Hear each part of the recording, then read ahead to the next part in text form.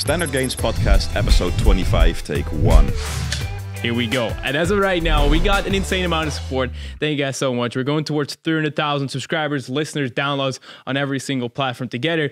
Thank you guys so much. And today we have a guest from the UK, and I think most of you will know him from his YouTube channel called Joe Fazer. And this one is, this is quite special to me. I think Joe, I've been watching him for quite some time now, and I think there are some similarities between my videos and Joe's videos, and lots of you that are subscribed to my main channel. They will probably know him, and we even had a lot of people actually requesting him in the comments on other videos, so that is super cool. And of course, we're going to talk about his fitness journey, starting from a skinny kid, which is sort of what he's known for, to growing out there, how he grew his YouTube, how he also had a different YouTube channel prior to his fitness YouTube channel, which is pretty funny. That's pretty funny, and we're also going to a little bit more into sponsorships, finance, the YouTube part, his goals, future, and who is Joe Fazer?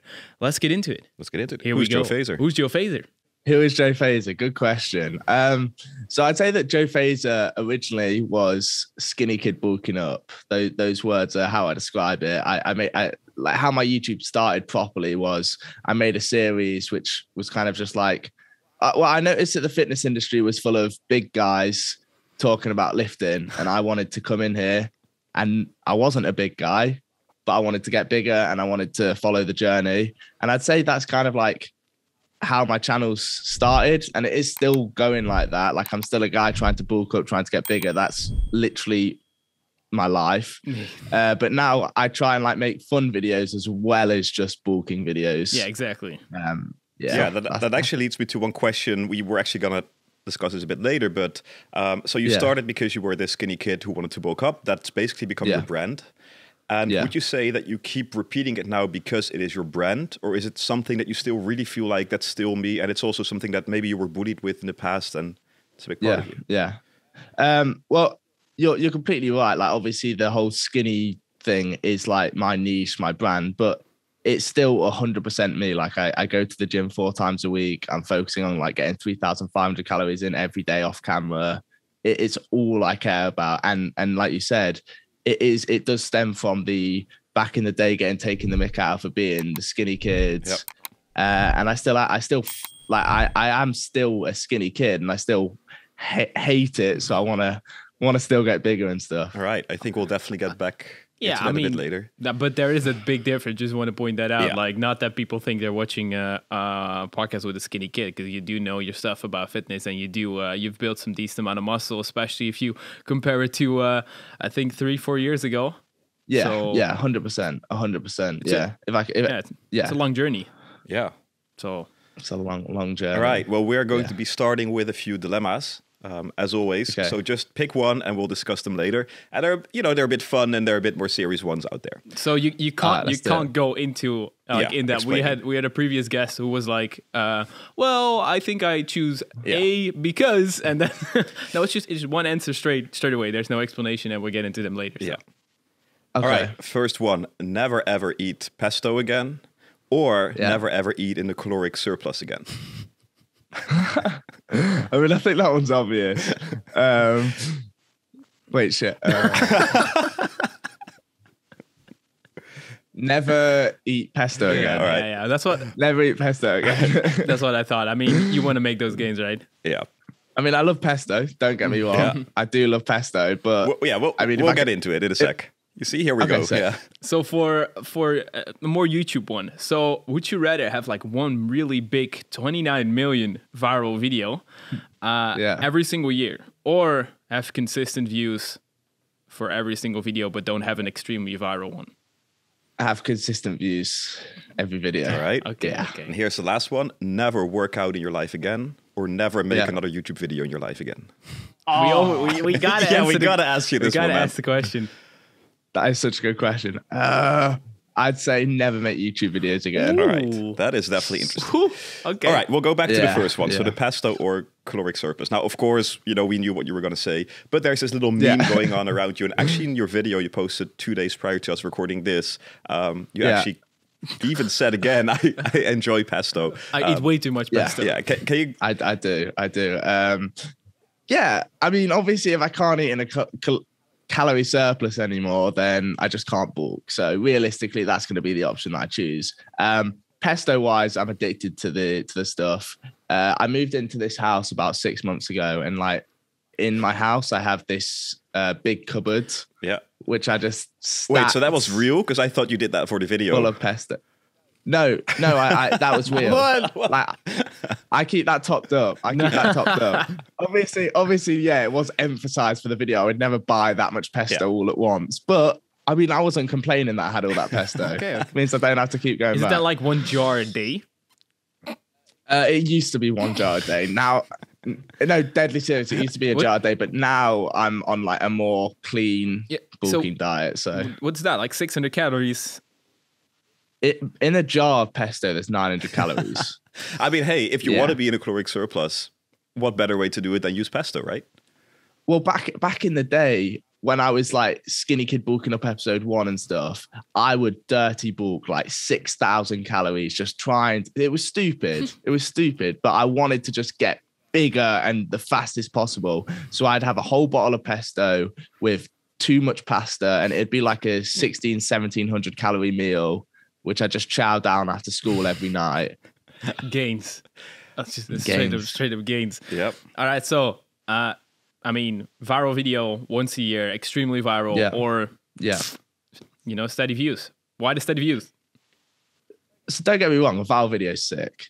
But when you originally asked me about what is Joe Fazer, I mentioned about my Skinny Kid bulking up series, and not that. Obviously, I have a viral video which has 29 million views, and I didn't speak about that. And for the main reason is because you get those initial views, but you don't get any engaged viewers.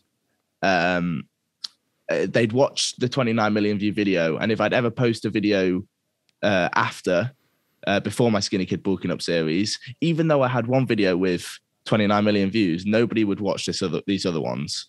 But when people started watching my Skinny Kid bulking up series, which was consistent viewers, I'd start getting engaged viewers. I'd get people who actually cared about me and my journey, and not just one specific video. Yeah, although we were checking this yesterday, and I mean, have you ever removed or hidden videos that you've uploaded? I mean, I posted some Fortnite ones back in the day, but not properly. Because we saw that the viral video was your first one on this channel. I must say, for after that, the views on the videos afterwards were not that bad, to be honest. No. They were like 80 to 100K. Yeah.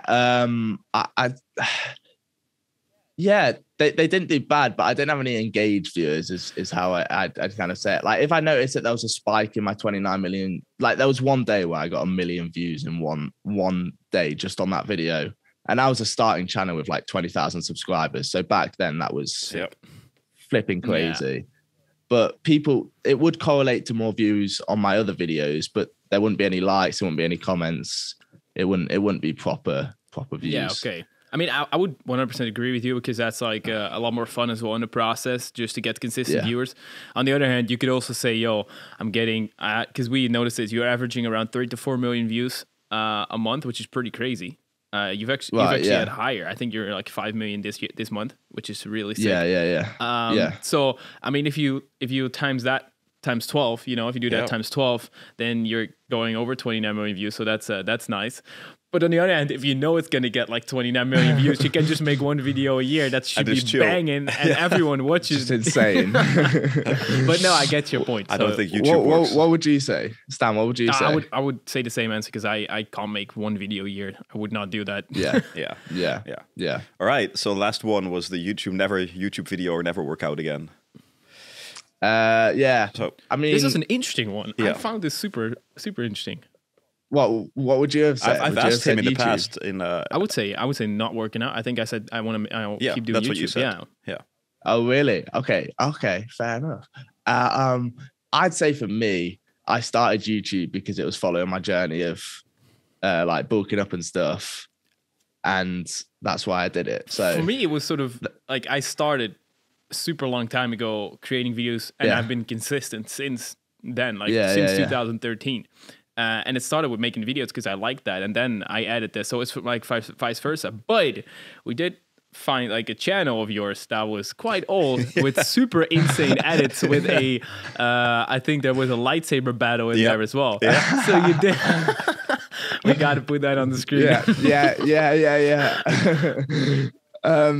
started YouTube in 2012 actually. It's like I've always been making videos, I've always been editing. In fact, the editing software I use now was the editing software I used in 2012, Sony Vegas Pro.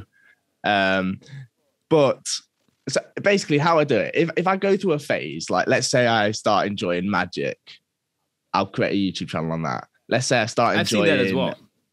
Gaming, I do a video stuff on that. But when I started my bulking journey, I was like, you know what, like usual, let's make a YouTube channel out of it.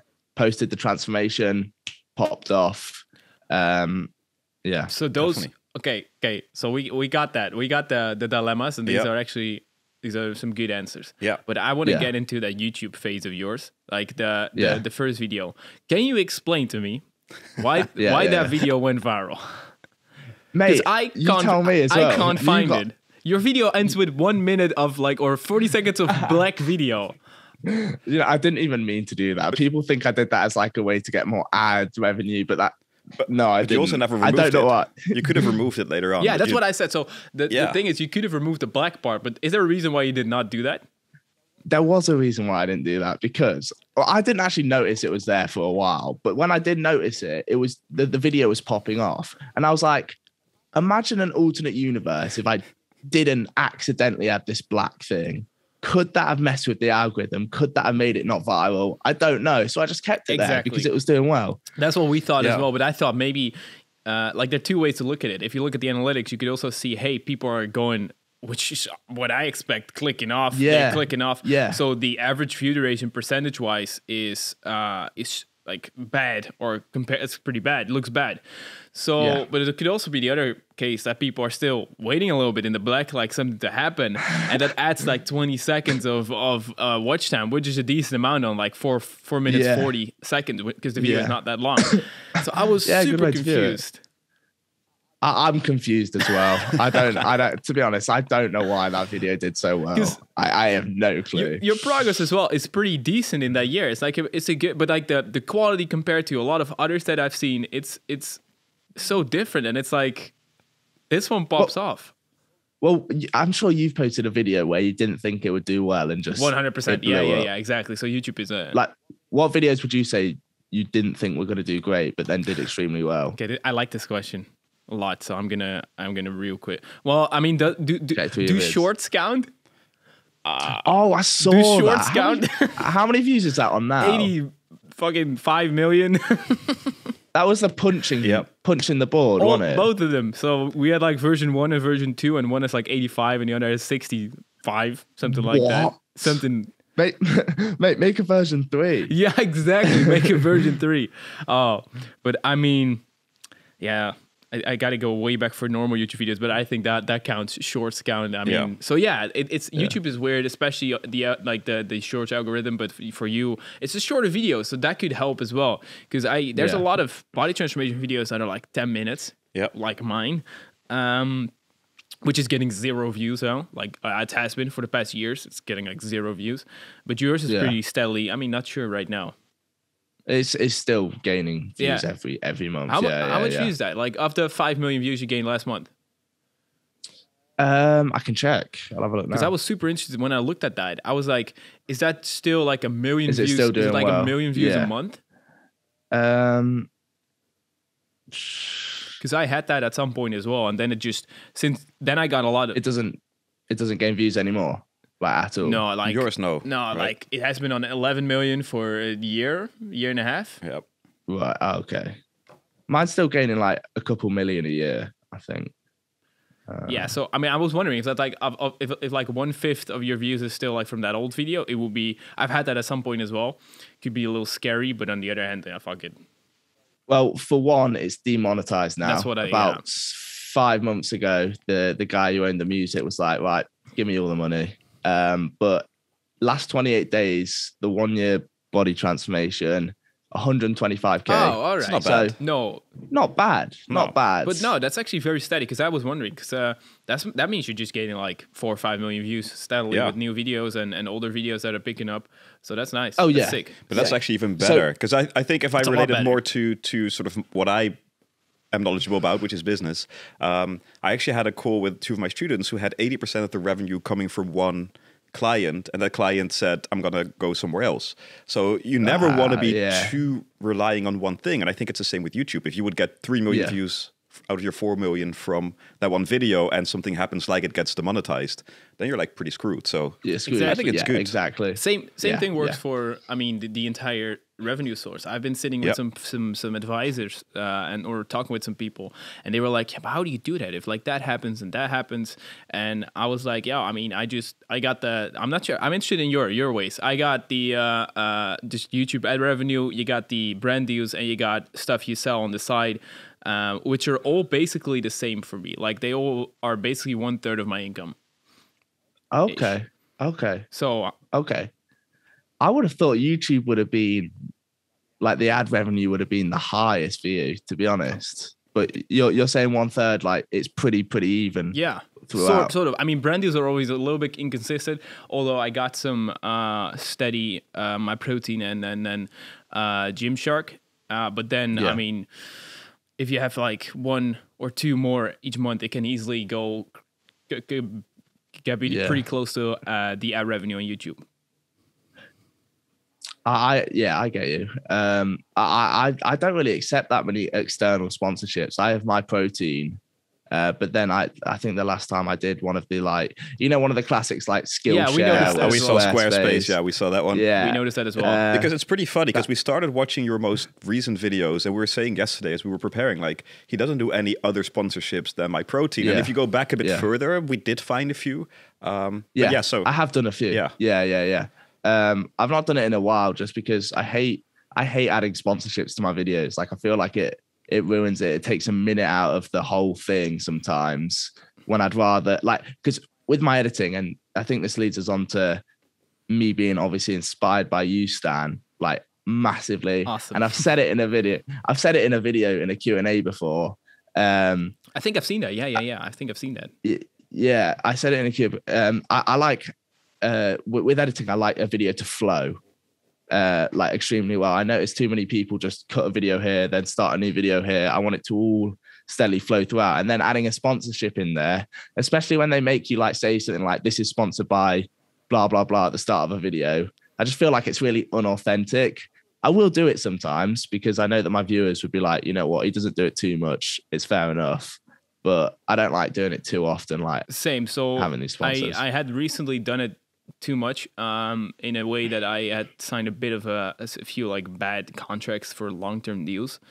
But the way my protein, also Gymshark, works, which is very nice, is the they don't care, as in they give you all the creative freedom, which is why I like working together with them. And then I add, so I basically 100%. Have natural integrations in all the videos I make, and then I want to have one big collab with a brand every single month. That was the goal, and that's not going now pretty well, because all the contracts ended. But thank God. Yeah, exactly. I think that's the best way to do it. 100%. Yeah, I think once a month's 100%. Except you watch some YouTubers who are doing it every single video, and you can see why it gets annoying. Yep. But once a month, completely fine. I try to always make it, even though if I have a few in a row, I try to make it sort of work with the video. So yeah. But I think what both of you do pretty well is, if you want to have engaged followers, and you guys both have people that are actually really engaged, is first of all document the journey, which you've definitely done by just showing, hey, this is where I'm at right now. And because if people follow your journey, they really start to support you and they want you to succeed. So I think that's one thing. And the other thing is you're being authentic and not pushing other people's brands that much. And I know we've spoken this about this in the past, how often should you be doing this? And I do think the sweet spot is just do it every now and then, because people will accept it, right? They want you to create videos, and hopefully they will understand. So I think you guys are both doing that pretty good. And if you can justify, because that's the thing, I'm working on some insanely big projects that are going to be costing a lot of money to make. So I mean, if you can justify like, yo, this video is sponsored by, and you're buying something crazy in that video, they can understand why this video is sponsored, you know? Yeah. It makes sense. So that's what I try to do. I mean, I don't even care if that video can make that budget can make the video a lot more epic, then I'm down for it. And I most of the time do a sponsored deal just to get some more budget for videos. So that's what I'm doing. Well, going off that logic, I made a video, my first ever kind of like Mr. Beast style, where I was giving away money. And that was the last time I did an external sponsor. And like I said, I flowed it into video because I was like, hey, to afford all of this money that I'm giving away, let me introduce today's sponsors. And I think they could kind of understand from that. Oh, they 100% can. And I mean, people got to still understand it's free content. And like I said, I think it's important for you to have multiple revenue streams as well. For who knows what another apocalypse happens, your reach is still a few 100,000 per video, which you can definitely monetize. And if you have context with or just consistent brand deals once a month, that is already nice. So I mean, but yeah, I definitely 100% agree. I don't like it when brands say like do this and do this and do this and do this. I'm like, no, let me add it in this part of the video because then it flows better. Oh mate, I get you so much. Okay, I've got a question for both of you. Let's say this: a brand comes to you, they offer you the best deal. Let's say like 4 or 5 times the amount any other brand usually comes at you for. So too much money, but it's the can I swear on this podcast? Yeah. but it's the shittest product ever. You know that it's useless and this and that. I would never take it. The deal. My management wouldn't even have probably reply. Well, I think if it's a shittest product, my management would have probably looked through the email. They're so good at that, and then they would. So I wouldn't even probably get in contact with them. But myself, just look at it from that as a subjective way. No, because you're selling a product that is bad. Yeah. I mean, I've had it in the past when I had my old Instagram before it got hacked and it was decently big. It was all about business, and I had quite some brand deals. But I always said I would never accept any brand deal because it doesn't fit my brand. My brand is I'm giving you guys business advice. I can help you grow your business, monetize your brand. Yeah. But then why would I start promoting other people's brands? Because that sort of shows that I need the money from sponsorships. Well, I'm trying to show, hey, I build a business. That's how I make money. Oh, that's fair. Let me help you. Yeah, that makes complete sense. Yeah. I think it should always fit your brand. So if you get like a completely, we've spoken about what's the name of that game again that keeps sending you the mobile game. We shouldn't. We will bleep it out. Bleep it out because we don't want to promote it. Like it just doesn't fit. Yeah, but it doesn't fit your brand. So why would you push it? Right? It doesn't, and it won't make sense to your followers. No, I see them everywhere. Yeah. I see them everywhere on YouTube. So Joe, take us through a standard day and try and keep it like 1 or 2 minutes. What's a standard day for you? Okay. Yeah. Standard day for me. Wake up extremely late because I've been up too late editing that night. Go make breakfast, which if it's a training day or a non-training day, it differs. 5,000 calories. 5,000 calorie, just jars of pesto, hit down them all. And then probably do some like work, like email, stuff like that. Then have another meal, then probably get to editing, have another meal, a pre-workout meal. Then go to the gym, the highlight of my day. I'm sure it's the same for you guys. Like, you've been doing it so long, but it's still the best part of the day. You look forward to it. So go to the gym, get back from the gym and realize, hey, my whole personality has just been done there. What else do I have to do for the night? Editing. So that's pretty much it. Get a post-workout meal down me, get to editing. If it's like a weekend, I've started going out a bit now, which I've started to enjoy. But I try and limit that. Okay, so we see a little bit of pattern as well from previous guests, like wake up late and stuff like that, go to bed a little later. But that's all fine. Is it? Yeah. So there's no real routines, or do you have like a morning routine, evening routine, or it's just breakfast? I don't have a routine. No, I'm not one of those. I see all these like YouTubers and Instagrammers who have this perfect routine, like this doesn't perfect have to be something life. like that. I mean, I don't at all. Yeah. I mean, okay, we've discussed this so often in the podcast. I do believe small routines will help you get going and be more productive in the day, and will help improve your sleep. But it doesn't have to be like my routine is an hour and a half long in the morning, so I don't recommend that to a lot of people. What's your routine? His facial expression. So I'll go through our routine super fast. So I start with micro tasks, and micro tasks are things you can do in 5 to 10 seconds. So I start, make the bed, open the blinds, do 10 push-ups, drink some water. Idea behind this is I finished 4 tasks within a minute.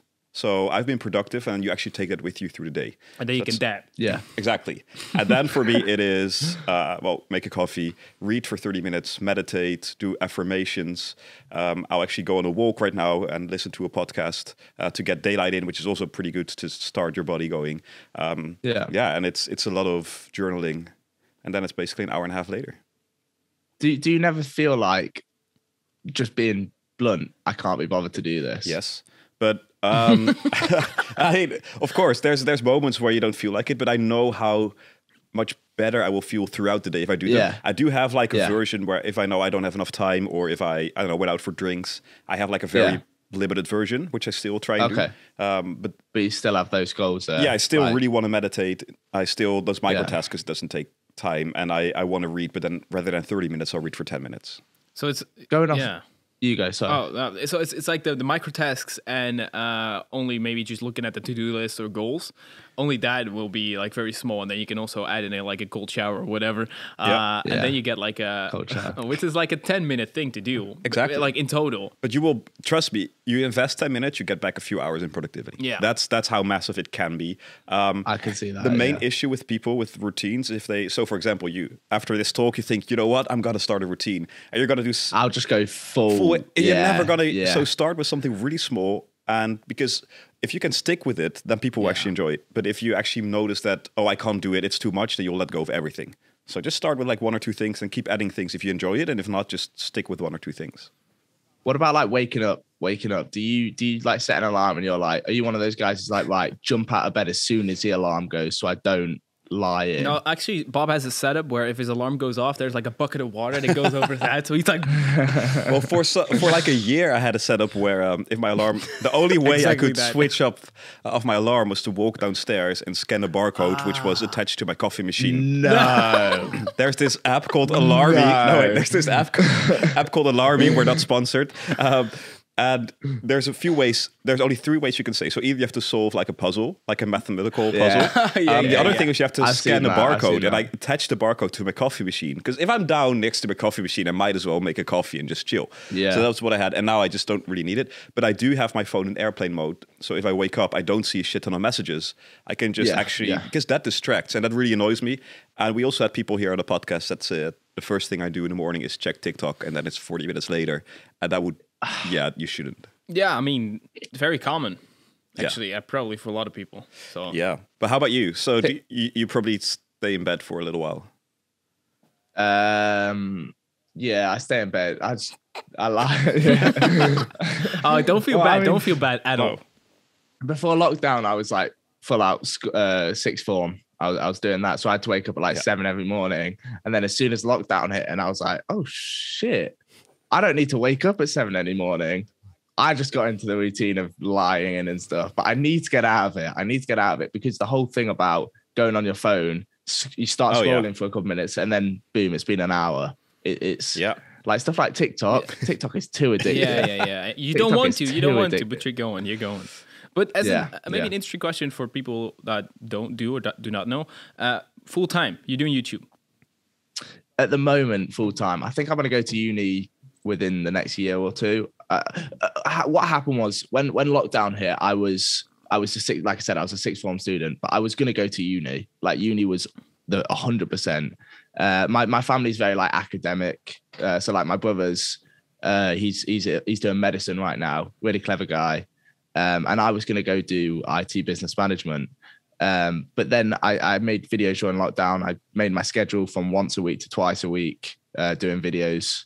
And it just kind of popped, and it was doing extremely well. So when uni did come around and I got to choose my courses and stuff, I was like, you know what? I might take a gap year and see what YouTube can do. So I took the gap year, and it did extremely well again. So I've taken another year out. I'm taking a second gap year, I guess. And I'm just going to keep doing that because uni can wait, YouTube can't. So I'm just doing that. It's quite similar to your story, actually. So going in the next year or next 2 years? But what will be the determining factor here? As in, what will it be if YouTube is down?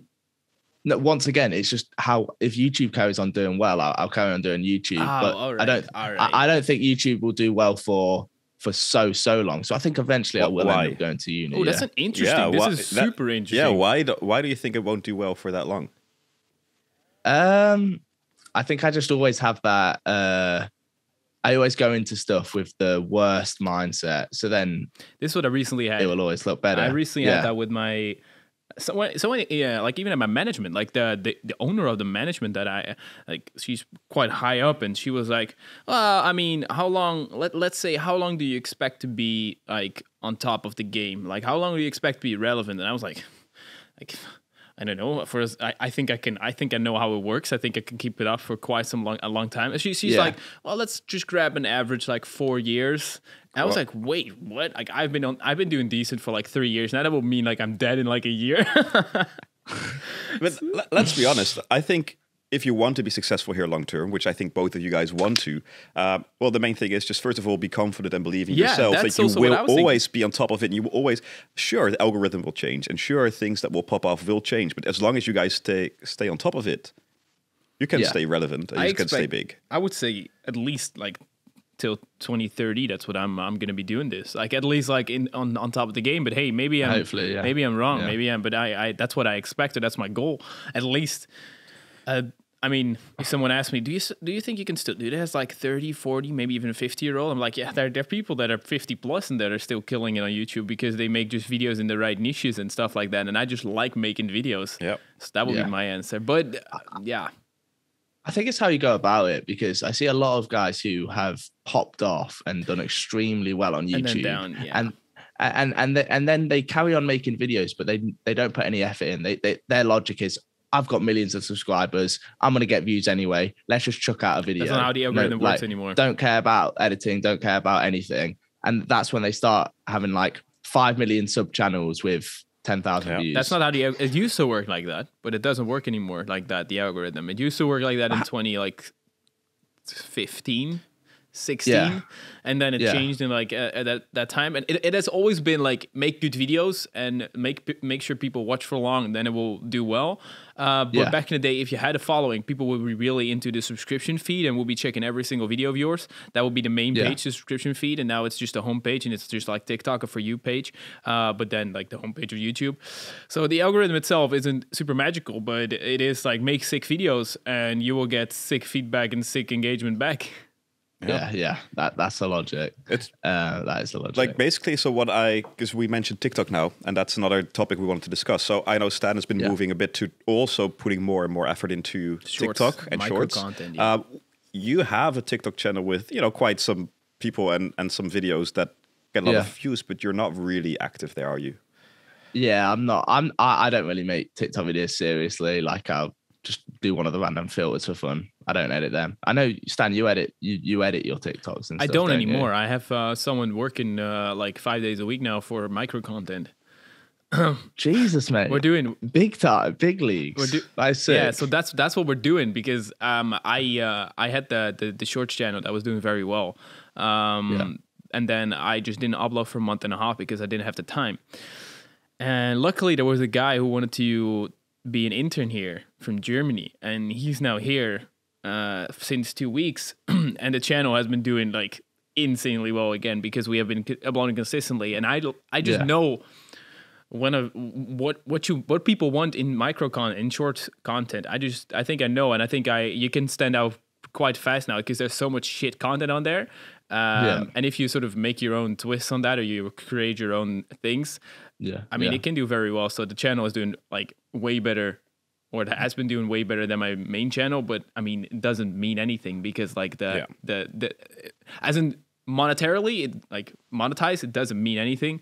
But I do really want to take advantage of the sort of opportunity that is here and maybe grow that to a few million subscribers, that channel. So we'll see. 326K. Yeah, what the hell? 6 months.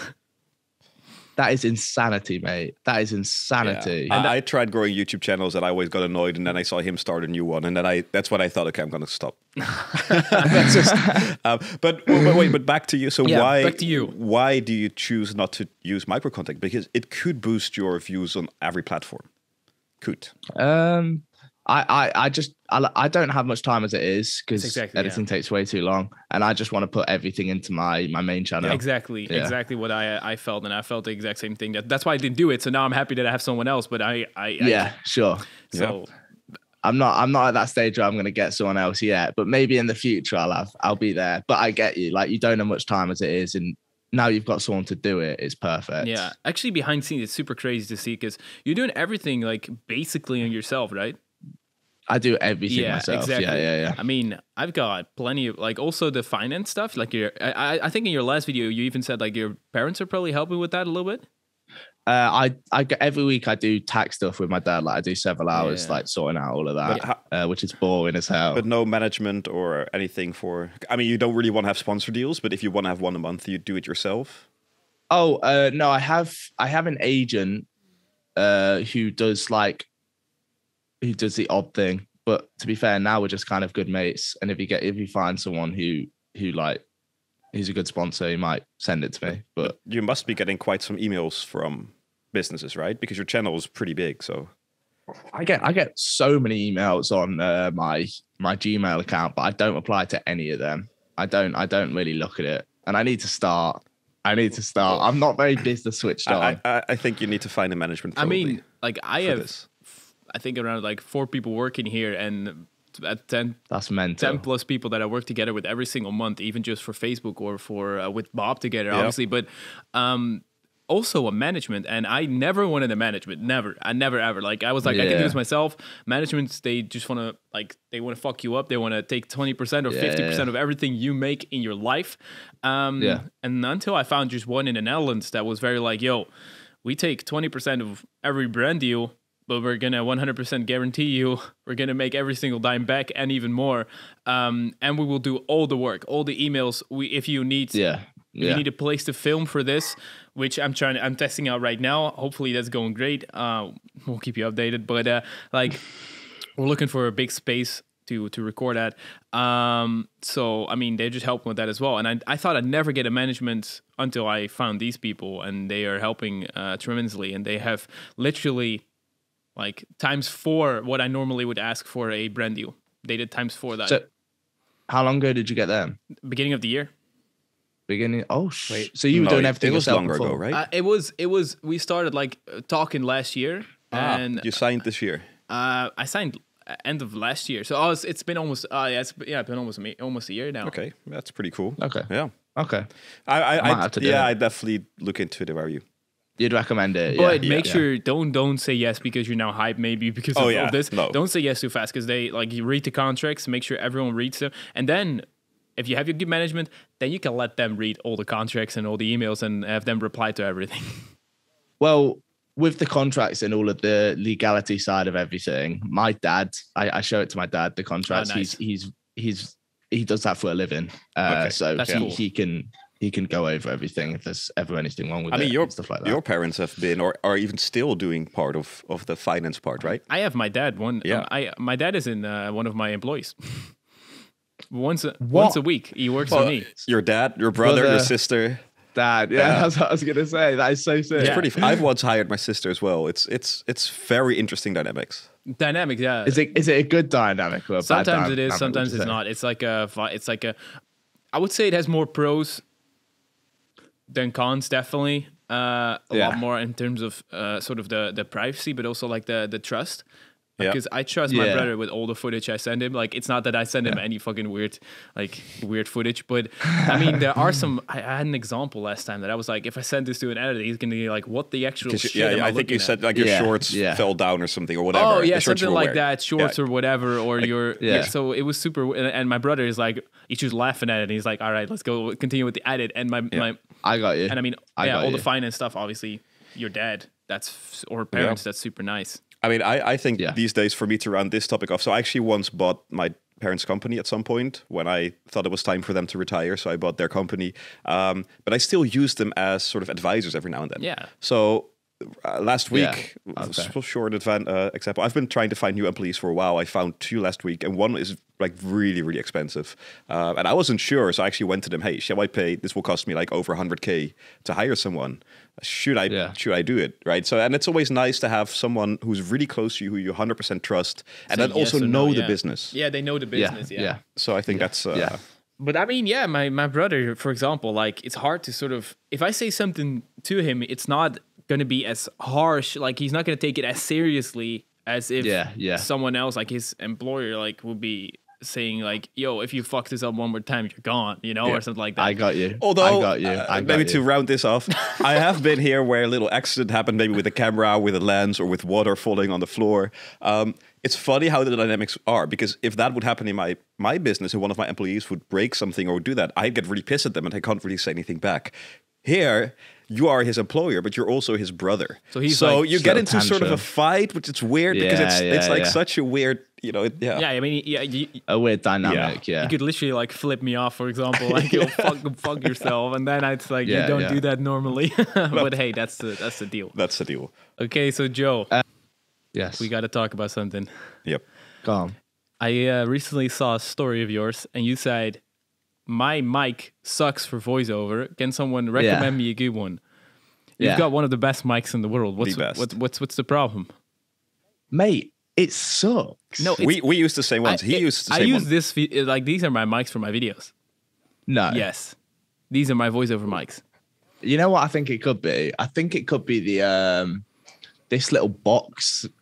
This box where you have to like connect it all into. Where you're I think that's rubbish. I think that's absolutely crap. Is it connected to your PC? No, so the mic goes into that box, the recorder, and then the box goes in, into the recorder, and then the box goes into the PC. Yeah, okay, so like that. Oh, it's 100% the box. And I mean, you need to watch some tutorials on the like how to edit the files, because you get some pretty raw files for audio out of these mics. And you can literally add so much stuff and make it epic. Wait, so we had a little other channel at some point, and we sent the audio files to a guy who also runs a YouTube channel, and he had no clue. No, but he also said the audio is so shit because he wasn't used to how to properly edit them. No, and I just watched, like, I had no clue because I never used something else than like the Yeti mics or whatever that I've been for like 5 years, 6 years, and then I go, when I buy some new tech, I just go all in. I watch like 100 videos, and I want to know the best specs and stuff like that. So you need to have like a recorder with an SD card in there for best, less noise and best quality. So you can buy like a Zoom H6. That's what we have, and that's recording in there. And then you put an SD card in there, and then you can upload that to your PC. It's a little bit more work, but I mean, I just wanted to get the best quality for the podcast and for the YouTube channel. And I have been loving so I was like a little bit like, or you think my voiceover for videos are shit, or you don't have the right right settings. No, I should probably start doing that. I definitely need to take that more seriously. Yeah, instead of the sort of buying a new microphone that is like, because that's what a lot of people want. Probably worse. Plug and go. That's what you want, probably. Like, that's what I wish there was. But I guess if you want the best quality, you need to take those extra steps, unfortunately. Yeah, I mean, Yeti is working fine as well. That's what I used to have, like a Blue Yeti. Yeah. How long ago was that? That's probably like if you go like a year and a half ago. Yeah, because we bought this when we started the podcast. So I think it's a year ago. If you go back a year ago for videos, it's probably and it sounds good, but I like the more fullness of these mics. But there is some stuff to it.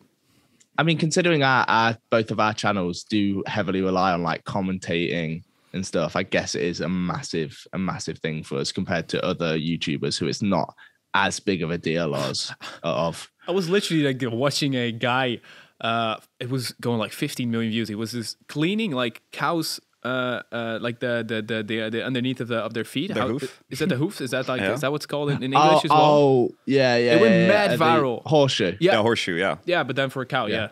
Yeah.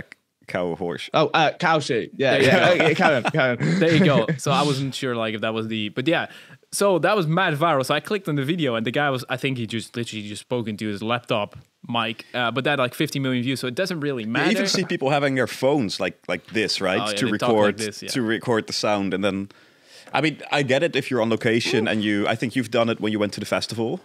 In that video, I've seen you do it. But they do it everywhere, even if they're like in a proper setup and they just have their phones here. Like, in the studio. Yeah, that's a bit. You know what? I can't lie. The iPhone audio quality is pretty good. It is pretty good. I've got a video coming out today, which is the same. We're doing interviews in public.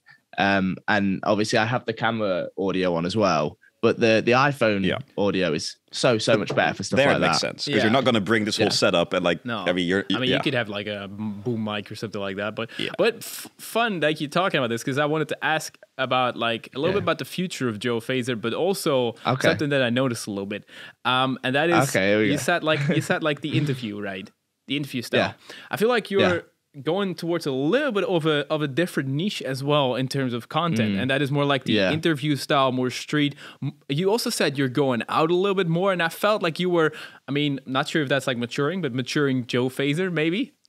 I completely get you. Yeah, I don't want to ever become a non-fitness channel because that's what I'm really passionate about. However. Just doing like bulking up videos, you do restrict yourself to a lot. Like you restrict yourself a lot. Yeah. But interviews, I noticed I mean, just public videos in general pop off. They do, but they've always been doing very well. Yeah. And they're fun to do. I enjoy it. But in regards to Joe Fazer, it is definitely broadening. Like I want to do more stuff with the channel, not just fitness related. So you're going more towards Mo Samuels.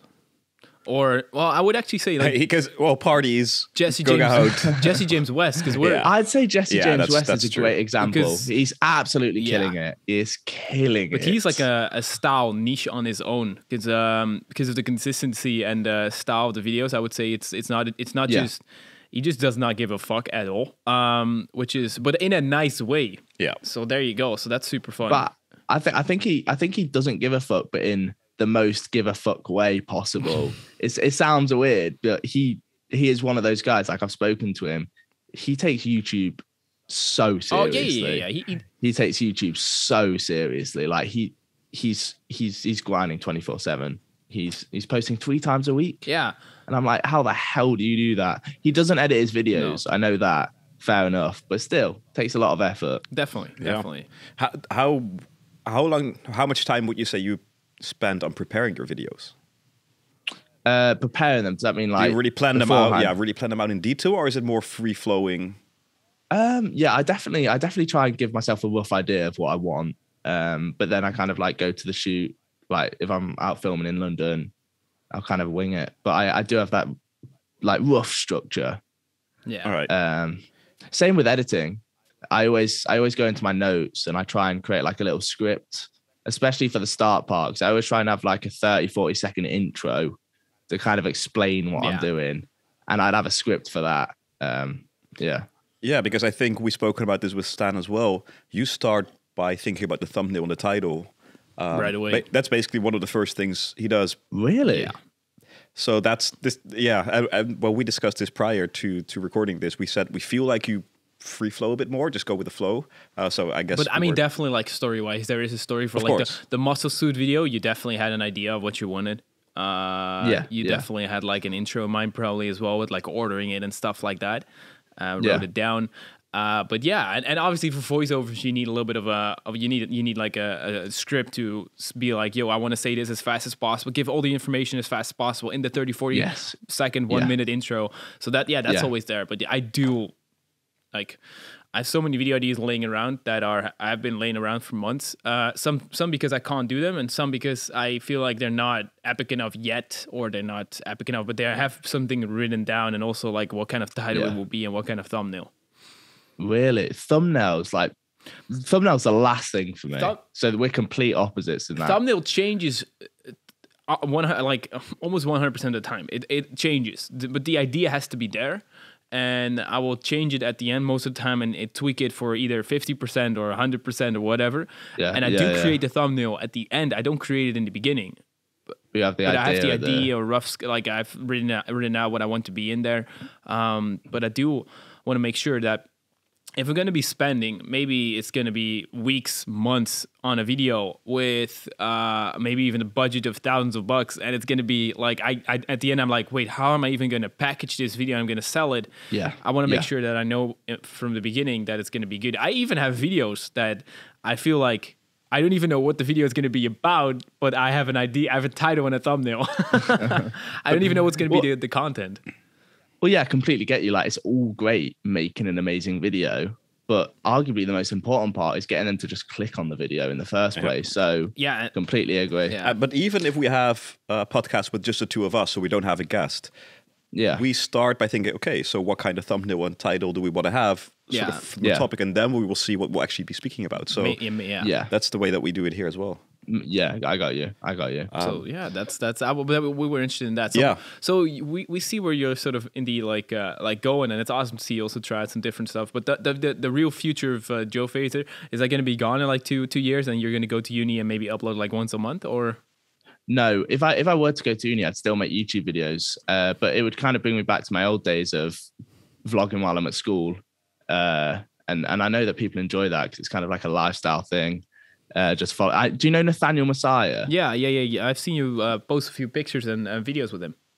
Yeah. So he's a YouTuber in the UK, and he vlogs himself at school like I did, and he's going to uni in a couple of weeks. And I was like, so Nate, why didn't you like take a year out of uni and do YouTube? Because you could do it. You're doing well. And it was like, I want people to follow my life. I don't want to create a new life for YouTube. All right. And it makes complete sense because that's what his audience likes. Yeah, it depends on your audience and your goals. Because I mean, I do find it super interesting that vlogging now like that is still working. Because I would say vlogging is more like 2015 to 2018. Yeah, I got you. So that's like a bit. It is a bit coming back, but more like the vlogs where epic stuff obviously happens. That has always done well, but like the real lifestyle, like a day, I mean, it's always going to work, but not for, I would not say for an entire channel, but apparently it's still working. As in, like, you've got the occasional videos that go viral with like a day in the life of a bodybuilder, or the day in the life of this, or so that those do well. But if you have another video like going to school vlog 602, maybe that it gets repetitive. Yeah. I couldn't agree more. And that's exactly what I noticed when I was vlogging at school. And also mentally, like, and create your creative freedom and your creativity. It's going to be like, I can't add a lot to this, but I still go to school, so it's not like I can take a day off and record insane epic stuff here and there. And then, I mean, you can still do that, but it's going to be harder. Completely agree. All right, I think we're going to move slowly towards our final questions. And well, I'll ask the first one, but you probably already know this because I saw your last video where you said that your superpower should be time travel. So you probably knew we were going to ask this, but what would you say your superpower is? Not the one you want to have, because I'm going to assume you can't time travel. So what is your superpower? What do you excel at? What are you better at than others? You can brag. You can be to the point. Magic. Okay, so you're good at magic tricks. I'm good at magic tricks. Oh, I've seen a video about that actually, like recently like I think it's a few months ago, where you sort of you went into a club or somewhere and you performed magic in front of like a few guys, and they that was at the Brit Awards, and there was like, have you guys seen the Four Lads in Jeans, that meme that went? I think it was mainly UK. I don't think I've seen it. But showed it on them, and they went absolutely mental. Nice. Yeah. So you're good at magic. That's epic. Well, so then you're good at distraction and everything. That's also good for YouTube. There's actually a guy in finance who his entire start was magic. So his entire he's called Andre Jick, and he is he actually have the. I know him from the magic days. I know him from the magic days. He has a big finance YouTube channel now. And he created Yes, I've seen. Yeah. He created the scene in Now You See Me 2, I think, where they did the really epic. So that's what he card shit. That's what he helped creating it. At least that's what it's on his channel. But his shtick is basically like also doing magic tricks in between. So you could even like add that in your videos, or maybe even more often. I think you've done it a few times. I'm thinking of making a magic video, yeah, but 100%. But like combining it with fitness, as in like combining it with fitness, yeah. Having that as a but he does it in his intro, like the first 20, 30 seconds, you actually see a magic trick, and it really hooks you, right? Because it's especially, I mean, I love magic tricks. I wouldn't say I'm good at it at all, but I still, I want to see more of what's happening here. To tell the story, like, exactly. So make sure to do this, otherwise you will go, he's not saying this exactly, otherwise you will go bankrupt or something like that. And then he grabs his wallet and then it's on fire. So his wallet is on fire. So it just tells the story, but it's engaging. And you don't need any fancy edits for it, but it's just a good timing of jokes.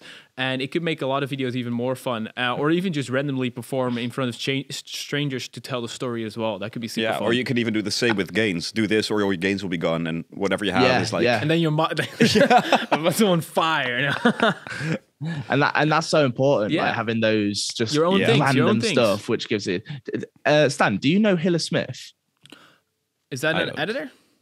Yeah, Logan Paul's editor. Yeah. Then I know. Guy with glasses. I watch him all the time. He's a massive inspiration. Yeah. But he says at the start of a video, you want something which just bangs, something that just catches the attention.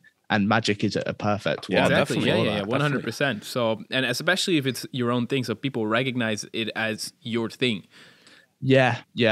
It's like Matt Does Fitness had those Luca intros back in the day, didn't he? 100% the same thing. He's known for that. So yeah, that's cool. Yeah. Maybe we'll see that soon in a Joe Fazer video. But we got the official last question. What is going to be the next big thing? It could be anything. Could be on YouTube. Could be in, like, we've had answers like space travel, like NFTs, crypto, but it can be anything. Oh, shoot. Okay. So what are you most excited for in the future if you look at it right now? And what do you think is going to what is going to be the future? Oh, fuck. No. Like you can take your time. Like we've had this plenty of time. We've had like one guy who was waiting almost like 10 minutes, and he was only have like 3 cameras rolling. It's fine. Nah. What's going to be the next big thing? Could also even be a meme, but it's literally like that's probably even harder to. So we've had like I said, we've had space. Yeah. I mean, not as exciting as space travel, but I would say that not. How would I explain this? Not the next big thing, but the thing that's going away and something's going to replace it. TV and traditional film. I feel like that. Give it. A bit of time. I feel like that won't be a thing anymore. Also, traditional film. Films, I think, will still be around, but like traditional watching TV, like switching on BBC iPlayer, switching on like BBC or going on your TV guide, I feel like that's going to be extinct at some point. Give it 10 years. Yeah. I agree. Everything is going to be on demand. Everything. Yes. Except for sports events, big events, those have to be live, and everyone wants to watch those together as well. So, but for probably series, movies, and stuff like that. But the way movies are made is going to be very similar because it's just going to be for Netflix probably, or maybe VR. It will be. But I do understand. Yeah, it's a big change. That's a big change. Not as exciting as space travel. No, but I mean, it doesn't have to be exciting. We're generally interested in what people actually think that we're going to move towards. And I do agree. Because what would you guys say?